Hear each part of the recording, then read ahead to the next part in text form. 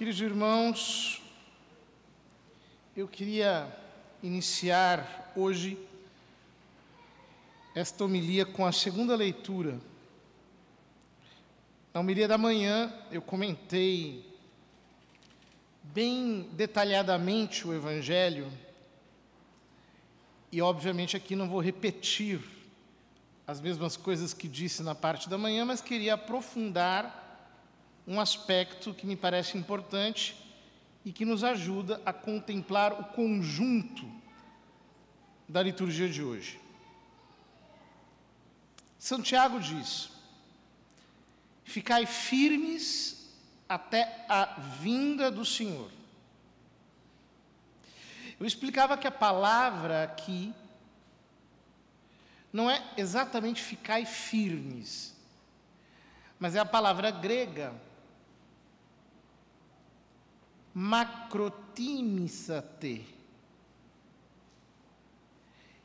que é uma palavra praticamente impossível de ser traduzida. Por quê? Primeiro porque macrotimia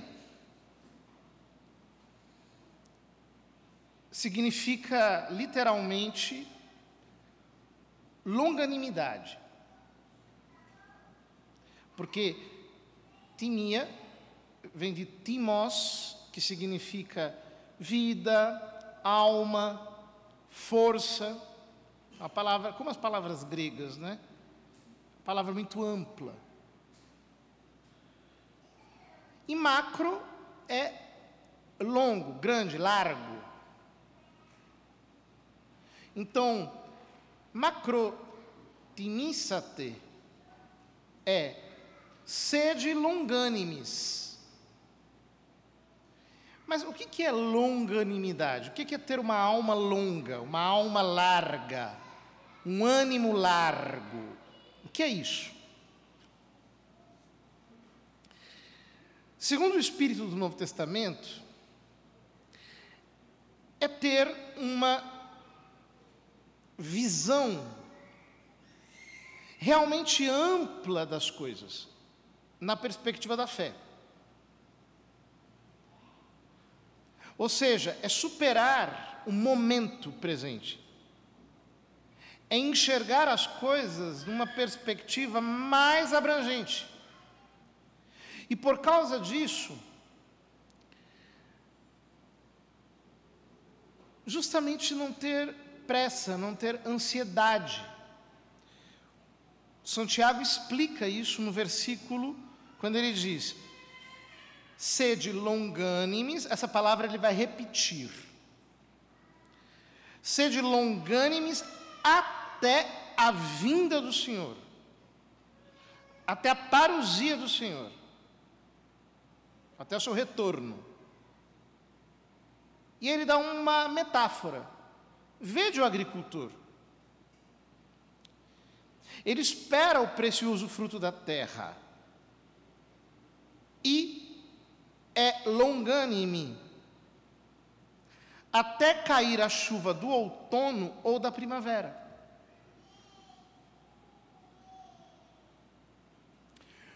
Vejam, Jesus fala disso quando, no discurso das parábolas, ele diz que o reino de Deus é como uma semente lançada na terra, que o agricultor planta e esquece. E então, chove, passam os dias, até que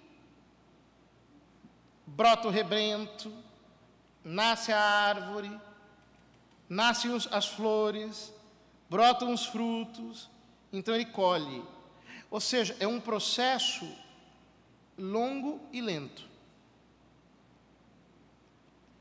E tudo aquilo que diz respeito à vida é assim. Por exemplo, você tem um filho. Filho só dá trabalho até o quê? 20 anos, por aí, é só trabalho. Só depois de uns 20 e poucos anos é que ele vai começar, talvez, a dar algum retorno do ponto de vista, ele vai se emancipar, ele vai talvez ser útil para alguma coisa, mas até lá é só dor de cabeça. Tudo que diz respeito à vida requer longanimidade. Ou seja, é um investimento a longo prazo. Ele não é um investimento para ontem. Ninguém diz assim, poxa vida, eu não quero ter filho então, porque, meu Deus, ficar 20 anos me dedicando a uma pessoa que só vai me dar trabalho, pelo amor de Deus. Ninguém pensa assim, porque um filho, é uma bênção de Deus, é um dom de Deus, é a continuidade da vida. Mas ele é um investimento a longuíssimo prazo. A vida espiritual imita a vida natural. Porque é tudo vida. E por isso Jesus diz que o reino de Deus é como uma semente que o homem lança na terra. Ou seja, você não pode ter pressa. Não é algo que é do dia para a noite. Tudo que na vida é do dia para a noite não é legal, é patológico. Então, por exemplo, do dia para a noite nasce um cogumelo lá na árvore, venenoso em geral. Se do dia para a noite você anoitece magro, acorda gordo, você sai correndo para o hospital, alguma coisa explodiu dentro de você, inchou, aconteceu alguma desgraça. Mesmo para emagrecer, né? Você está emagrecendo, você amanhece com 10 quilos a menos, você vai correndo para o hospital, porque não é normal isso daí. Aconteceu alguma desgraça. Todos os processos da vida são lentos e demandam de nós longanimidade. Por isso que essa palavra, macrotimia, muitas vezes é traduzida como paciência, embora não seja a mesma coisa.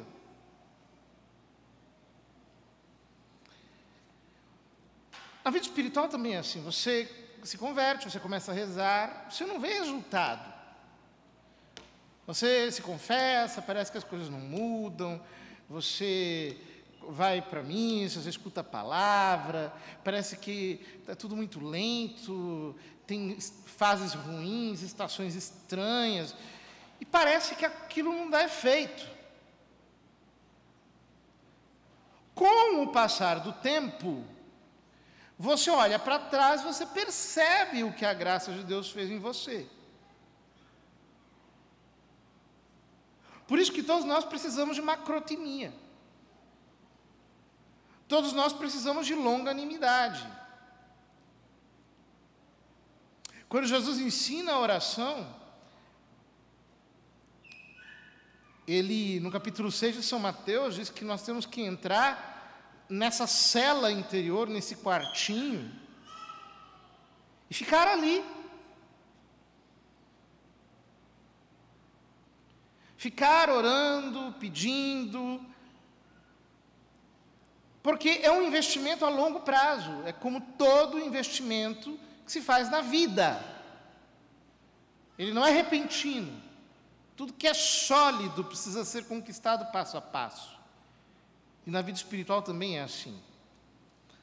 Por isso diz Santiago, também vós ficai firmes, macrotimissate, e fortalecei vossos corações, porque a parousia do Senhor está próxima.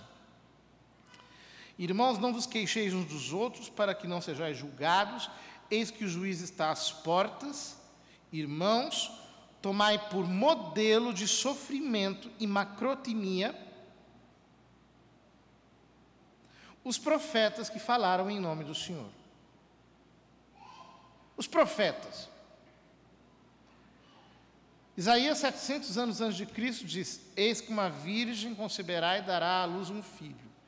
Demorou 700 anos para se cumprir. O último profeta do Velho Testamento, Malaquias, diz, eis que o Senhor virá ao seu templo, enviará o seu mensageiro, para preparar o seu caminho, 450 anos antes de Cristo. Imagine se eles fossem ansiosos, se eles tivessem pressa. Se eles pensassem assim, nossa, eu fiz aqui uma profecia, cadê que ela não se cumpre? Cadê? Cadê? Não se realizou, não se manifestou. Se eles tivessem pressa, eles não seriam profetas de Deus.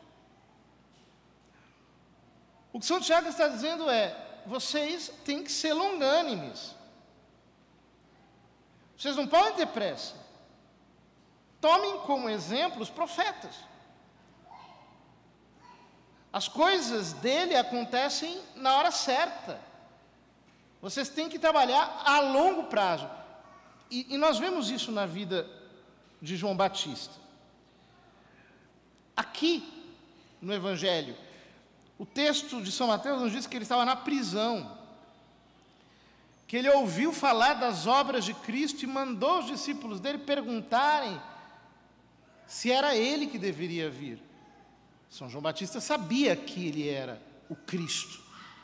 Não estava duvidando em seu coração. O que ele queria era que seus discípulos mudassem de fase, começassem a seguir Jesus, como João e André fizeram, conforme nos diz São João Evangelista, mesmo no início do seu Evangelho.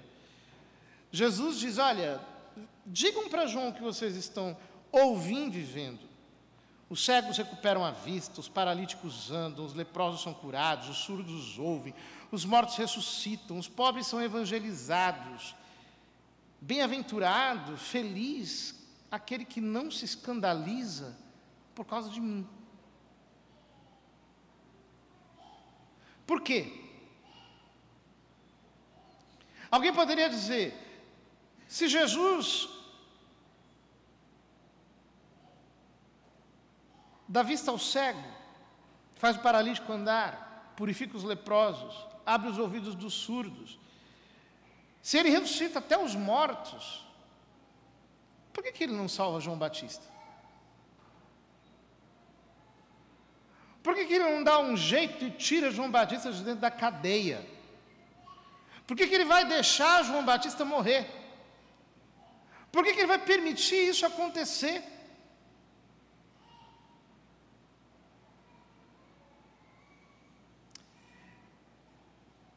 É por isso que na sequência Jesus diz, olha, o que vocês foram ver no deserto? Vocês foram ver um caniço agitado pelo vento? Vocês foram ver um homem com roupas finas? Vocês foram ver um profeta? Sim, é um profeta. Ele é um profeta. É dele que falou Malaquias há 450 anos atrás. Eis que envio o meu mensageiro à tua frente. Ele vai preparar o teu caminho diante de ti. É dele, é dele. É ele que está previsto. Feliz é quem não se escandaliza por causa de mim, porque quem não se escandaliza é porque tem uma visão larga. E quem tem uma visão larga sabe que às vezes é preciso perder para ganhar, às vezes é preciso morrer para ressuscitar, é preciso que não dê certo para que as coisas deem certo, é preciso que hajam os fracassos para que surjam vitórias, é preciso que haja falências para que apareçam novas oportunidades, é preciso que algumas portas se fechem para que outras se abram, é preciso entender que há tempos para as coisas e que talvez o tempo não seja agora, o tempo seja outro. Talvez a minha vida esteja sendo guardada para um outro momento, eu não posso ser imediatista. Longe de mim querer ser um homem que simplesmente quer aproveitar o momento presente. Eu não trabalho com o presente, eu trabalho com a eternidade. Eu não tenho uma visão instantânea, imediatista das coisas. Eu estou enxergando tudo num arco muito mais abrangente. E por causa disso, eu não me escandalizo com as demoras de Deus, com os aparentes fracassos de Deus, com as aparentes derrotas de Deus, porque eu sei que tudo isso é transitório. Eu trabalho com uma visão mais abrangente. E porque eu trabalho com uma visão mais abrangente, eu redimo o meu tempo. É muito interessante que o homem mundano não é assim. O homem mundano, ele pensa em termos muito imediatistas. Então, o que ele quer? Ele quer aproveitar hoje. Ele quer ir para uma festa hoje. Ele quer se alegrar hoje. Ele quer obter uma vantagem hoje. É assim que a maior parte das pessoas vivem. E por isso elas não têm a sabedoria do Evangelho. Eu me lembro quando eu era muito jovem, eu via os meus colegas de escola, por exemplo, perdendo tempo com baladas, com diversões. E eu pensava comigo, isto não me atrai, não quero gastar meu tempo com essa bobagem. Isso é muito superficial, eu não estou entendendo, eu já tinha me convertido. Eu estava entendendo que nós estamos no meio de um incêndio, as almas estão indo para o inferno.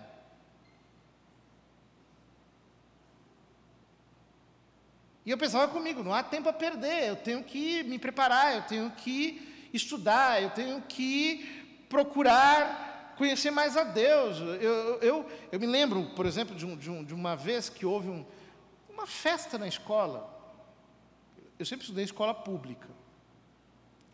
Então, uma festa na escola, um pagode lá, eu não gosto dessas coisas, sempre tive uma coisa que me deu uma certa tristeza, né? Porque é uma coisa meio baixa, meio desqualificada, não sei, não gosto.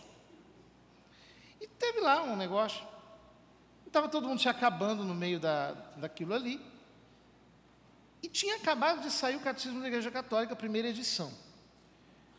E eu comprei e estava lendo. Então, fui para a escola para ter aula, não teve aula, hoje não tem aula, hoje vai ter uma festa aí, né? Aí foram lá para a festa e eu fiquei lendo o meu catecismo, né? E aí foram me chamar lá, né? Você não vai vir, tal, tipo assim, as pessoas ficam com pena, né? Tipo, nossa, ele não... Eu me juntava com os crentes na época, meus amigos eram os crentes, e que a gente não gostava dessas coisas mundanas aí. E o pessoal falava, eu ficava com pena, nossa, mas poxa vida, não quer saber disso, né? E eu olhava para eles e pensava, nossa, que retardados, que demência, né? Mas que coisa, você não está entendendo nada, né? Que coisa mais horrível. Pois é, porque quando a gente se converte, não tem mais graça nada disso. A gente precisa gastar o tempo com outras coisas. Eu quero ser alguém diante de Deus. Então eu vou estudar, eu vou aproveitar meu tempo, eu vou ler, eu vou me formar, eu vou aproveitar os meus dias, eu vou aproveitar minhas noites, eu vou fazer algo de útil. Por quê? Eu não estou trabalhando com as coisas que são imediatas. Eu estou pensando a longo prazo. Eu tenho longanimidade. Essa nossa geração não é capaz de entender isso. Ela valoriza tudo aquilo que é farra, diversão, curtição. Isso tudo fica glamourizado. Eu comentava esses dias que, essa semana, eu, graças a Deus, como não assisto televisão, eu não sei das coisas que acontecem. Aí uma pessoa me disse, essa semana eu estava viajando, falou não sei o que lá, tal, não sei o que, farofa. Eu não entendi o que era isso. Eu falei, farofa? O que tem a ver farofa? Aí ele falou, não, é uma festa que tem chamada farofa, que é um negócio, uma sensação, é um negócio super badalado. Aí eu fui ver o que era, né? Cair das nuvens para a fossa, pelo amor de Deus. É um evento que estão fazendo aí para artistas do show business do Brasil e influenciadores digitais. Fica todo mundo 3 dias num lugar, bebendo e com shows caríssimos, e que depois tem os momentos lá de orgia. Quer dizer, o meretrício virou um negócio glamourizado, né? A baixaria mesmo, a degradação. E as pessoas acham isso legal, acham isso bacana, gastam assim páginas e páginas comentando isso, e acham isso tudo muito legal, muito, poxa, curtição, vamos lá. Aí a menina que dá mais beijos em bocas diferentes se torna a rainha da festa, porque beijou 50 bocas, porque beijou sei lá quantas bocas. É degradante. Não é só imoral, porque a gente é capaz de fazer coisas imorais, né? Não vamos fingir aqui que a gente é santinho.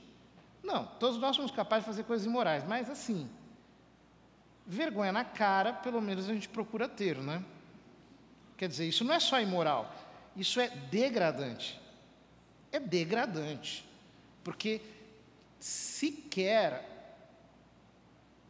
as rameiras que trabalham com isso, as prostitutas, baixam a tão baixo nível de uma atividade imoral, pública e glamourizada ainda nas páginas de internet, como se fosse um grande evento, uma coisa grandiosa e tal. E são essas pessoas aí, que são os influenciadores da televisão, que produzem aquilo que se chama de cultura. Cultura. Que beleza, né? São esses os produtores de cultura, que agora estão querendo de novo, né, dinheiro público, para continuarem produzindo cultura para os seus filhos, para os seus adolescentes, para os seus jovens. São esses aí que ficam o tempo todo querendo influenciar as pautas políticas e querendo determinar os futuros do país. É essa gente aí.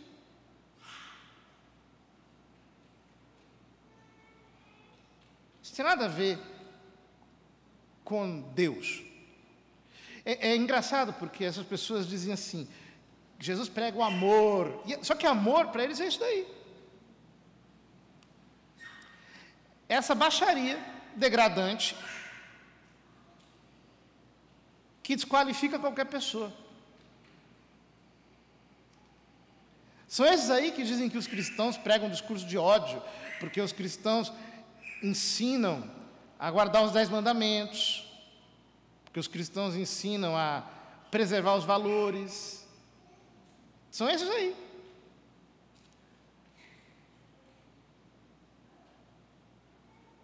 Isso não tem nada a ver com a alegria do Evangelho. A alegria do Evangelho é sóbria, é responsável. O cristão não é um idiota carnavalesco que fica como um bobo alegre, rindo para as paredes. Essa não é a alegria do cristão. Ele não é um estúpido que fica fingindo que as coisas são o que, de fato, elas não são, né? Não. O cristão tem uma alegria interior que nasce de um coração sensato, que caminha sabendo exatamente a direção para a qual ele está levando a sua existência. A alegria do cristão é a alegria de quem está construindo sobre alicerces muito sólidos.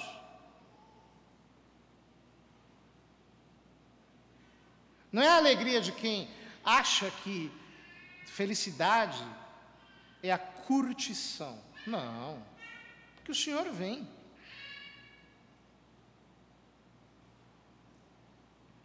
Para esses, a vida de São João Batista foi uma desgraça, a vida de Cristo foi uma desgraça, a vida dos santos foi uma desgraça. A vida boa, a vida alegre, é a vida de Herodes, que vivia ali embriagado no seu palácio, com a mulher do seu irmão, em adultério, no meio de danças. Alegria para essa gente e felicidade é a alegria do pecado, que tira o seu tempo, que gasta a sua vida, que faz com que você se esvazie.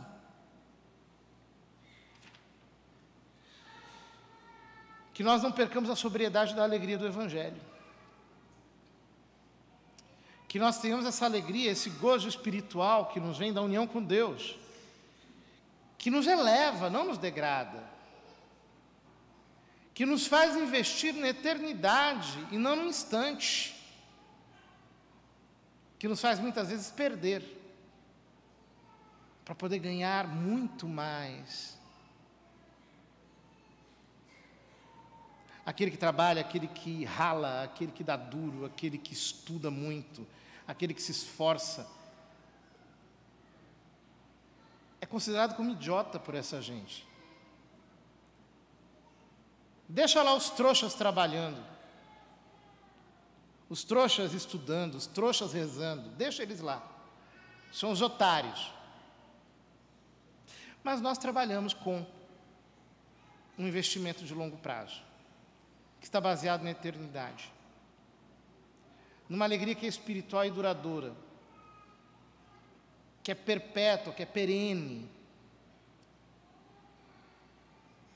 Não, queridos irmãos, nós não podemos correr o risco de perder a eternidade pela irresponsabilidade de gastar o nosso tempo sem ter a macrotimia do Senhor, a longanimidade do cristão, que nós enxerguemos tudo com essa perspectiva profunda que nos faz mergulhar em Deus, sabendo que aquilo que nos vem dele é consistente, sólido, e isso ninguém nos pode tirar.